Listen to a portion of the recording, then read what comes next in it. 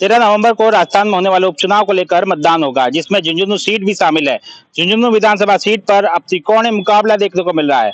भाजपा ने यहां पर झुंझुनू विधानसभा सीट पर चुनावी मैदान में राजेंद्र बाबू को उतारा है। वहीं कांग्रेस ने अमित ओला को चुनावी मैदान में उतारा है।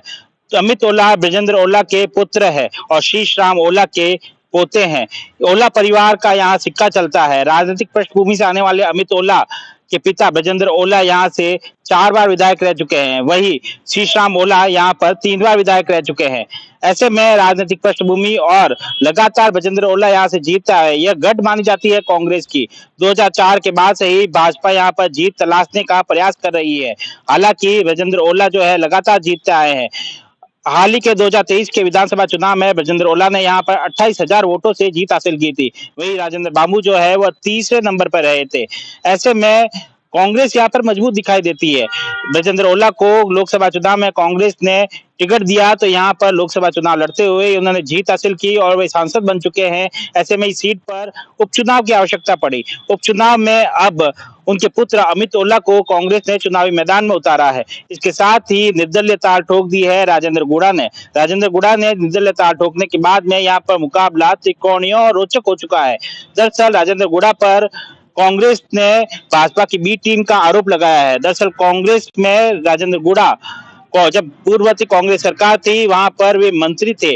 ऐसे में अपनी सरकार के खिलाफ जाते हुए उन्होंने लाई डायरी को लेकर कई तरह के सवाल उठाए थे और उनके खिलाफ गए थे। ऐसे में अब जब उपचुनाव में उन्होंने निर्दलीय ताल ठोकी है तो कांग्रेस ने उनको भाजपा की बी टीम के रूप में कहा है।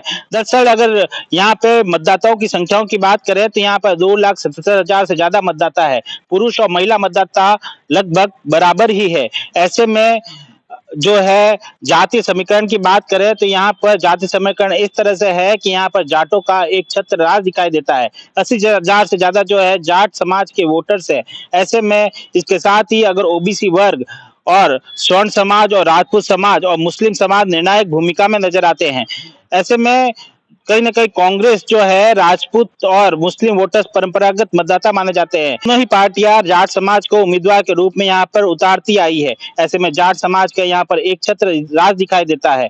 हालांकि जो भाजपा के उम्मीदवार राजेंद्र बाबू है और कांग्रेस के उम्मीदवार अमित ओला दोनों ही जाट समाज से आते हैं, लेकिन राजेंद्र गुड़ा राजपूत समाज से आते हैं, जो कि परंपरागत रूप से कांग्रेस के मतदाता है। इसके साथ ही मुस्लिम समाज के वोटर्स भी इस बार उपचुनाव में टिकट की दावेदारी कर रहे थे, लेकिन कांग्रेस ने उन्हें टिकट नहीं दिया। ऐसे में मुस्लिम समाज की नाराजगी भी सामने आ रही है। ऐसे में कांग्रेस के लिए इस बार यह खतरे की घंटी हो सकता है। राजपूत समाज के वोट कटना, मुस्लिम समाज के वोट कटना, ऐसे में कांग्रेस कमजोर दिखाई दे सकती है। हालांकि यहाँ पे त्रिकोणीय मुकाबला है, कौन बाजी मारता है यह देखने वाली बात होगी।